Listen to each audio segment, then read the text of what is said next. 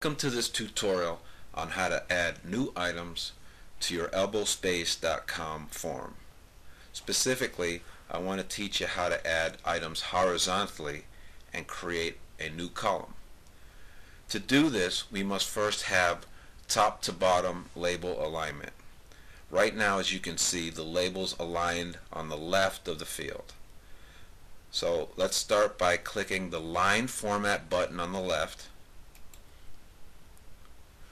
Where it says label field alignment, change that to top to bottom.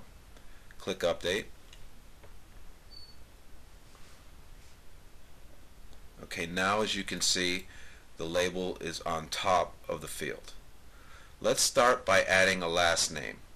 Go over to the add items box and move the mouse around till you get to text field.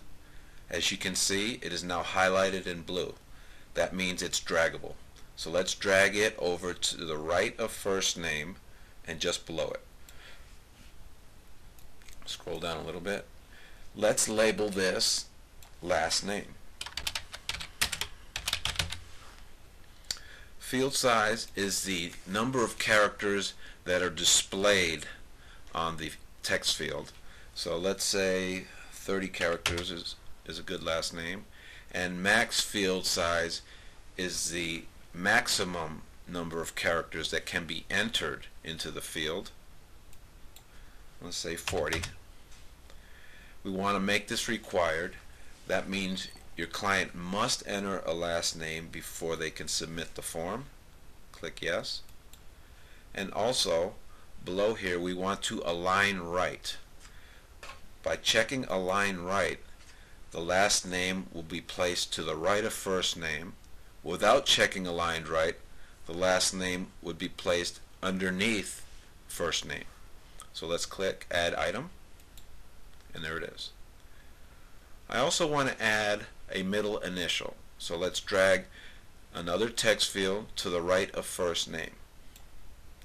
As you can see, there's no align right this time because middle initial will be sandwiched between two fields, so we can't align right. It'll automatically be placed between the two fields.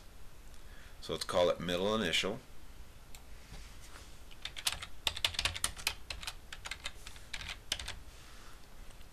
And a middle initial has only one character. So let's change both of these to 1.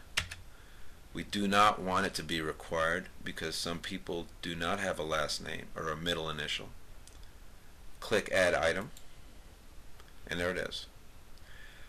After any change, I always want to do a save change.